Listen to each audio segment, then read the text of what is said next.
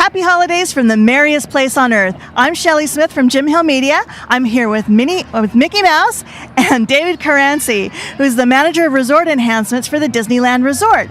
Now, David, usually you're tackling this huge project of making Disneyland and Disney's California Adventure and Downtown Disney very merry for the holidays. But I see today you've tackled kind of a smaller project, these beautiful trees. Yes. Can you tell me about them? Yeah, absolutely. Our decorators got together, and the idea was, with Mickey's help, of course, that we can share some of our secrets with folks at home. How can you create a Disney tree? So we wanted to go into kind of how we do it? Yes, please. Oh, awesome. Okay. First of all, you want to pick a theme for your tree, right? So decide, we have a princess tree. We also have a great pirates tree. And after you pick the theme, look at your space. How big is the tree going to be? Too tall, you can't put a tree topper on it. Too small, it doesn't look right. So for the princess tree, we picked a pink tree, and we softened it with a little bit of the batting to give it kind of that snow look. But the lights, what was important. Mickey said, now, you have to have that pixie dust feel to it, right, Mickey? So we took the twinkle lights down the inside of the tree. Okay, so those kind of twinkle inside. And then Minnie, of course, said, if you're going to have a princess tree, you better use pink lights. So we used pink and frosted white lights on it. Now, there's two types of ornaments, and this is kind of where the magic starts to come in. You probably have ornaments like this at home already, but if you don't, they're inexpensive, and you can buy them to match the color of the tree. That's going to fill in your tree. That's just going to create a little bit of magic. Then your hero props come in. That's going to be the tiaras and the crowns and the pillows. Again, a lot of this stuff. Mickey actually suggested we went to a Halloween shop after Halloween when everything was 75% off, and we bought all of those things, right? And you can get the kids involved. Have them glue and glitter pine cones and twigs kind of in the color of the tree. Okay, now this was great. This was actually my idea, all right? I went to the internet and I found these wonderful pictures of the princesses.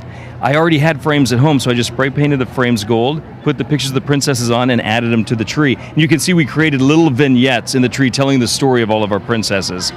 So that's kind of our princess tree. Now, if you have time, I'll tell you about the pirate tree. Sure. Okay, this was our favorite, huh, Mickey? Mickey and I, we love this tree because, again, it's using the same philosophy with putting the lights inside, using amber lights for a candle glow. That was Mickey's idea.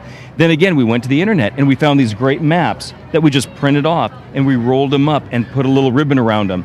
Again, with the generic ornaments as filler. And then we came in with the hero props, like the Jack Sparrow hat, which I did get for 75% off. All right.